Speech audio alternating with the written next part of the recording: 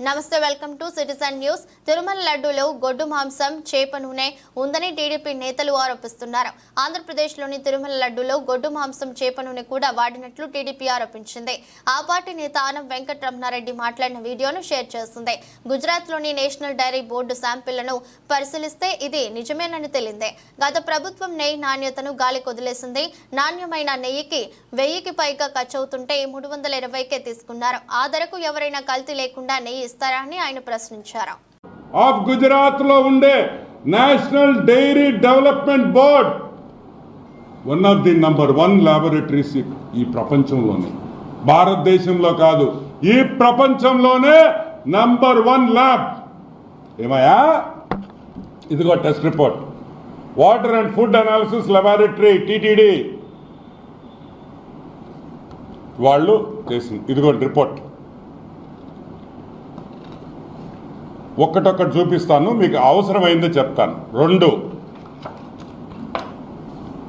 ఇదిగోండి, ప్రతి యాసిడ్, ప్రతి కాంపోనెంటు, దీంట్లో ఆ మిల్క్లో ఉండే ప్రతి ఐటమ్ కూడా ఏమేమి ఉన్నాయి, అసలు ఏముంది దీంట్లో, ఆ నెయ్యిలో, ప్రతి ఒక్క రిపోర్ట్ 52 ఐటమ్స్ని అనలైజ్ చేసి మీరు సప్లై చేసిన నెయ్యిని మొత్తం అనాలిసిస్ చేసి రిపోర్ట్ ఇచ్చారు.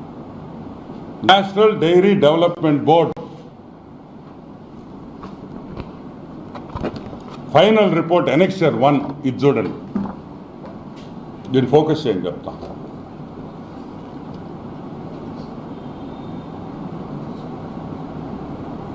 దీంట్లో ఏం రాస్తుందంటే నేను చదువుతాను, మళ్ళీ మీకు చూపిస్తాను. S value equation of its suspected adulterants as per ISO 17678/2019. అంటే ఈ నెయ్యిలో ఏమేముంది? సోయాబీన్